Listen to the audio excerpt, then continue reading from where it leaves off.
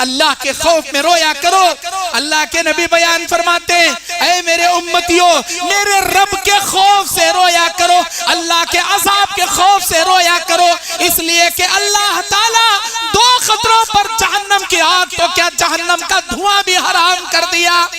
خطرہ جو فی سبیل اللہ گردن کٹاتے ہوئے شہید جو اپنے خون کا خطرہ ٹپکاتا ہے۔ دوسرا خطرہ آنکھ سے نکلنے والا وہ خطرہ جو اللہ کے خوف سے نکلے، اللہ کے عذاب کے خوف سے نکلے۔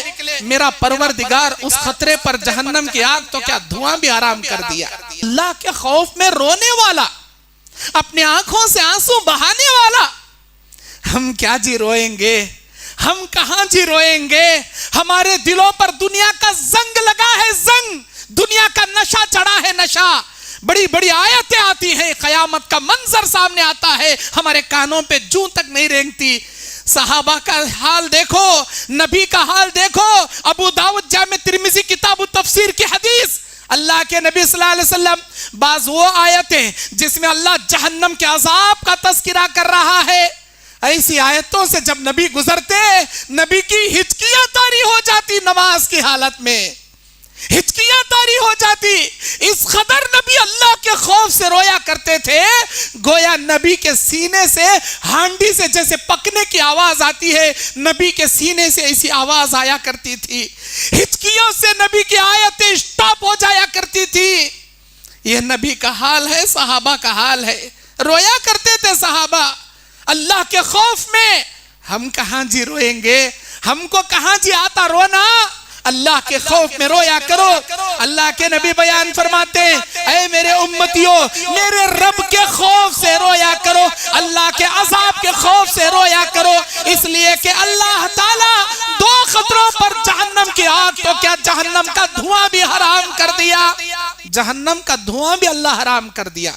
ایک خطرہ جو فی سبیل اللہ گردن کٹاتے ہوئے شہید جو اپنے خون کا خطرہ ٹپکاتا ہے، اللہ جہنم کی آگ تو کیا دھواں بھی اس خطرے پر حرام کر دیا۔ اور دوسرا خطرہ آنکھ سے نکلنے والا وہ خطرہ جو اللہ کے خوف سے نکلے، اللہ کے عذاب کے خوف سے نکلے۔ میرا پروردگار اس خطرے پر جہنم کی آگ تو کیا دھواں بھی حرام کر دیا، جہنم میں نہیں ڈالے گا۔ اللہ کے نبی کی حدیث ہے لن یلج النار، لن یلج النار، اللہ کی قسم و آدمی ہرگز ہرگز جہنم میں نہیں جائے گا۔ من بکا من خشیت اللہ، جو اللہ کے خوف میں اپنے آنکھوں سے آنسو بہائے گا، اللہ کے خوف میں رونے والا ہرگز نہیں جائے گا۔ یہاں تک کہ ایک حدیث میں اللہ کے نبی نے مثال دی، اللہ کے خوف سے رونے والا جہنم میں جانا اتنا ناممکن ہے، اتنا ناممکن ہے جتنا اونٹنی کے تھنوں سے دودھ نکالنے کے بعد وہ دودھ واپس اونٹنی کے تھنوں میں جانا جتنا ناممکن ہے، اتنا اللہ کے خوف سے رونے والے بندوں کا جہنم میں جانا اتنا ناممکن ہے۔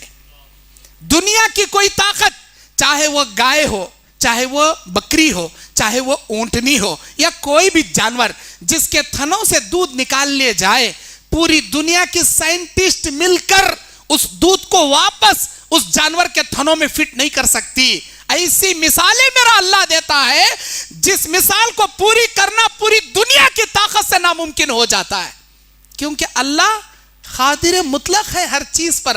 اللہ کی قدرت ہر ناممکن کو ممکن کر سکتی ہے۔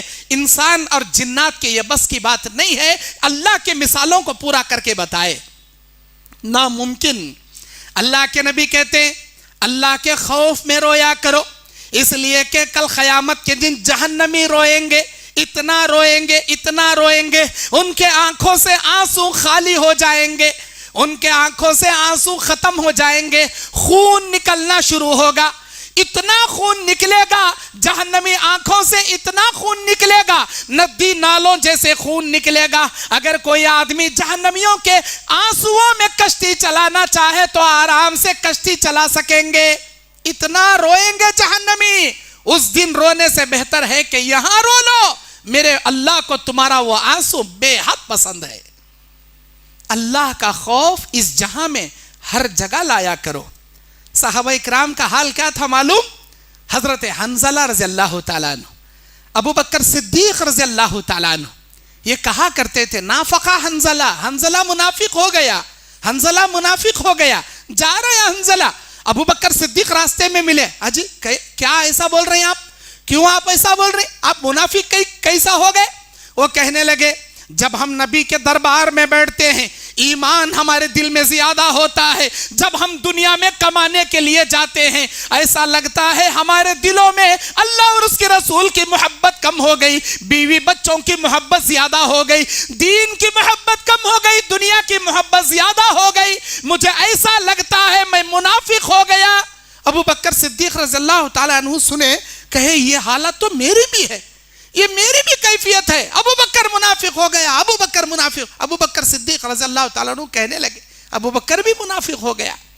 صاحب نبی کے پاس آئے، نبی نے فرمایا یہ جو تمہارے دل کی کیفیت ہے نا، اسی کو کہتے ہیں اللہ تبارک و تعالیٰ کے لیے خشیت، اللہ کے دین سے اصلی محبت۔ اگر تم ویسے ہو جاؤ جیسے میرے پاس بیٹھے ہوئے تمہاری حالت ہوتی ہے، دنیا میں تمہارے بازار میں تمہارے بیوی بچوں کے پاس جانے کے باوجود بھی تمہاری وہ حالت ہو جائے، تب تو تم فرشتے کہلاؤ گے۔ نہیں، یہ دنیا کا اصول ہے، الایمان یزید و ینقص، ایمان زیادہ بھی ہوتا ہے، ایمان کم بھی ہوتا ہے۔